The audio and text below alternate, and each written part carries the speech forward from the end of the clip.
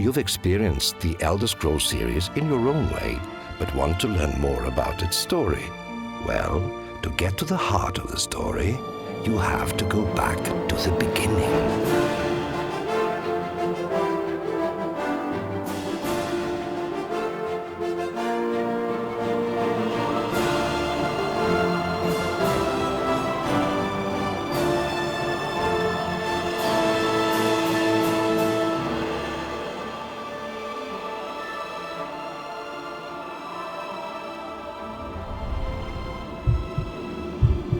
Your heart pounds in your chest as the sweat runs cold down your back. The light you see is too bright and too vivid. Smells you would never have noticed before are suddenly overpowering, and the smallest sounds are deafening. There is fear, then disorientation and agonizing pain as your bones lengthen and your body contorts, then finally the urge to hunt and the all-consuming lust for blood. You run close to the ground with the air burning your lungs. Your claws are razors, your teeth daggers. Conscious thought fades. You are his now, his hound. His commands burn within your mind as you howl your despair at the blood-red moon. The hunt of Hircine has begun, and you will kill tonight.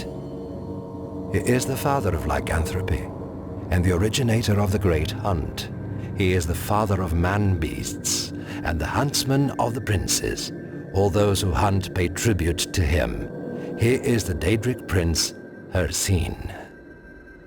The earliest reference of Hircine is a written encounter between him and the mad god Ch.27, who summoned Hircine to the snowy peaks of Skyrim. As is his inclination, Ch.27 wished to amuse himself and thus challenged Hircine to a contest to determine who between them could create the deadliest creature in 3 years' time. Hircine knew of Ch.27's love of mischief, but believed the mad god could surely be no match for him. Using his power over lycanthropy, Hircine created a particularly nasty Daedroth. This beast was a nightmare creature of such savagery and dread. Its horror remains unrivaled, even to this day. Hircine strode confidently onto the battlefield with his handiwork. As Ch.27 leaned against a stone, seemingly unconcerned, the mad god walked away to reveal his champion. A tiny, colorful bird, scarcely the length of a finger. Unleashing his creation, Hircine was smug as the snarling monster obliterated the stone the bird had perched upon. Hircine's beast roared in triumph, seemingly unaware that it had in fact missed its target. It was then that the little bird landed upon the beast's snout. The monster blinded itself, trying to use its awful strength to smash Ch.27's champion, even as the tiny creature chirped and flitted about, effortlessly avoiding the maddened brute. In the end, Hircine's creation literally tore itself apart, trying to kill the little bird, who escaped unharmed. Thoroughly beaten, Hircine returned to his plane of oblivion, the hunting grounds, where he burned his dead creature and pondered his loss. It is one of the few accounts in which Hircine has known the taste of defeat. Another notable account of Hircine comes from the folklore of the Skull of Solstheim, who speak of the terror and carnage of the Blood Moon prophecy and the hunt of Hircine. The Daedric princes have a bad habit of meddling in the affairs of mortals, and more times than not, someone gets hurt. Some time ago, omens appeared that heralded the approach of the Huntsman god, beginning with the coming of werewolves who prowled Solstheim, killing human and animal alike, which was followed by a blazing gout of flame that burned on frozen Lake Fjalding. The hunt continued, with the deaths of hawkers washed up on the shore, and culminated with a full moon turning red as blood. An entire tribe of Skull was kidnapped and taken to Hircine's realm to be hunted down by his werewolf hounds. It was only by Hircine's later defeat in single combat, at the hands of a mere mortal, that Hircine's attempt to enter the mortal realm was defeated. Despite the popular belief that the Daedric princes are out to cause nothing but pain and misery in the mortal realm, Hircine does not seem to revel in the destruction of mortals for its own sake. He operates by a very strict code of honor and ethics. As a Daedric prince, he is neither entirely evil nor good. He considers the taking of souls through lycanthropy a sacred gift, though the recipients of his gift might tend to disagree. Like his kin, Hircine is known to bestow powerful artifacts to individuals willing to act as his mortal puppets. One of Hircine's most well-known endowments has been the artifact known as the cuirass of Saviour's Hide, though there are differing stories regarding its origin and properties. It is widely believed that there is a full set of Saviour's Hide armor, but only the cuirass has been seen since the middle of the Third Era. There are suggestions that the cuirass, along with the rest of the armor, was created by Malakath, but a more believable account is that the magic-resistant cuirass was crafted from the hide of Hircine, which he peeled from his body himself and bestowed upon the only mortal to ever survive all aspects of the Great Hunt and the Blood Moon prophecy.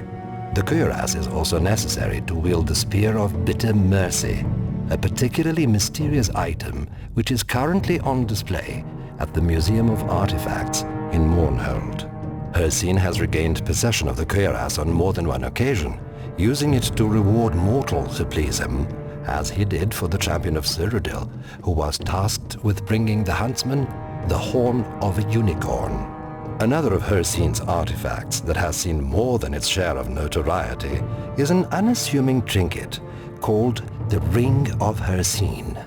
It is believed to have been kept by a Skald leader, Thorsten Hardfang, for a great many years, allowing him to extend his vigor and vitality far beyond his normal span.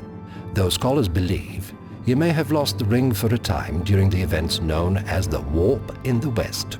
After Hardfang was slain by the Nerevarin, the ring left Hardfang's possession and found its new master with the Nerevarin, who then faced and defeated Hircine. In the early part of the Fourth Era, near the town of Falkreath, a Nord werewolf named Sinding stole the ring of Hircine in an attempt to control his transformations. Hircine was offended at the man's insolence. To be a werewolf was to be Hircine's chosen, and to deny that gift was sacrilege. Hircine cursed the ring, removing its protections against the inherent bloodlust that was the cornerstone of lycanthropy, and making Sinding's transformations both more often and completely random. In addition, Hircine made it impossible for the man to remove the ring unless it was given to someone who would accept it voluntarily. It was during this time Sinding met the Dragonborn and pleaded with the Dovahkiin to take the ring and free it from its curse by hunting a magnificent white stag. The thrill of the hunt honors Hircine, and it was Hircine himself who had demanded this from Sinding, and now Sinding was asking the Dragonborn to perform it instead. The Dragonborn accepted, took the ring, which immediately bonded itself to the Dovahkiin's finger, and hunted the animal down for the sake of the guilt-ridden Sinding. Upon doing so, Hircine approached the Dragonborn through the spirit of the great white stag. Hircine was still wrathful and refused to forgive the tortured Nord. He demanded the Dragonborn hunt down Sinding and take his very hide for his betrayal of Hircine's gift. But it is from there that accounts diverge, and we may never know what became of poor Sinding. There has not been a blood moon since the Third Era, and the Nords in Solstheim have not as of yet reported any of the frightening omens that foreshadow the imminent coming of Hircine and the savagery and bloodshed of his great hunt. Hircine's artifacts continue to roam the globe, appearing at times to do so of their own will. The assortment of werebeasts who prowl the darkest recesses of Tamriel continue to flourish and spread their own variety of terror in the name of Hircine, the Father of Manbeasts. Many denizens of Nirn consider Hircine's influence on the world of man and Myr as good and necessary, Some believe he safeguards the fragile balance of nature, the delicate, ever-shifting line separating the roles of predator and prey. Like all Daedra, Hircine is not bound by the fragile morals of men. Their moral ambiguity has given more than one Daedric prince the freedom to reshape Nirn in their own image. There are few so malevolent in their intent as the cruel and sinister Molag Bal, who with little motive other than spite, unleashed a curse upon the world so horrific he is considered the father of vampires and the harvester of souls. But that is a story for another day.